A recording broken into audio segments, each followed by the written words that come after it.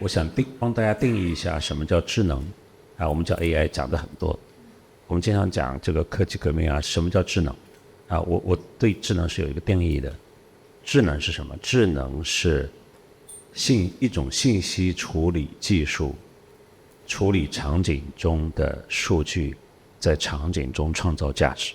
如果你这样想的话呢，智能有3个核心环节，一个是它的数据的处理能力啊，就推理能力；一个就是数据啊，一个是场景。场景决定数据，数据决定推理的效率啊，大概这3个环节。为什么要这样想？